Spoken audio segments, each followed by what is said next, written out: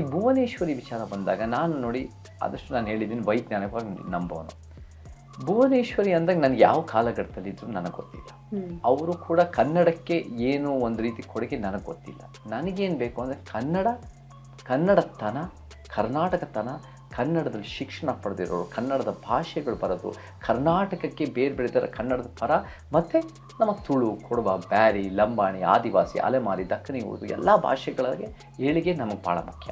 So ನನಗೆ ಕನ್ನಡದ ಪರವಾದ ಅನೇಕ ಯೋಜನೆಗಳು, ಕನ್ನಡದ ಶಿಕ್ಷಣ ಅಭಿವೃದ್ಧಿ ಮಾಡೋದು, ಶಿಕ್ಷಣ ಶಾಲೆ ಅಭಿವೃದ್ಧಿ ಮಾಡೋದು, ಕನ್ನಡ ಶಾಲೆನಲ್ಲಿ ಓದಿರೋರು, ಗ್ರಾಮೀಣ ಭಾಗದಲ್ಲಿ ಸರ್ಕಾರಿ ಶಾಲೆನಲ್ಲಿ ಓದಿರೋರಿಗೆ ಒಂದು ಮೀಸಲಾತಿ ಸರ್ಕಾರದಲ್ಲಿ, ಅಥವಾ ಸರ್ಕಾರದ ಕೆಲಸ ಸಿಗಬೇಕು ಅಂದರೆ ನೀವು ಕನ್ನಡದಲ್ಲೇ, ಅಥವಾ ನೀವು ಕರ್ನಾಟಕ ಶಾಲೆ ಒಂದು ಸರ್ಕಾರಿ ಶಾಲೆಯಿಂದ ಓದಬೇಕು ಅನ್ನೋ ಒಂದು ಮಾನದಂಡಗಳು, ಅಥವಾ ಖಾಸಗಿ ವಲಯದಲ್ಲಿ ಸರೋಜಿನಿ ಮಹಿಷಿ ರಿಪೋರ್ಟ್ ತಕ್ಕಂಥ ಯೋಜನೆಗಳು, ಜನಸಂಖ್ಯೆ ಆಧಾರದ ಮೇಲೆ, ಜಾತಿನಲ್ಲಿ, ಲಿಂಗದಲ್ಲಿ. ಸೊ ಈ ರೀತಿಯೆಲ್ಲ ಕಾನೂನುಗಳು ನಾನು ನೋಡ್ತೀನಿ.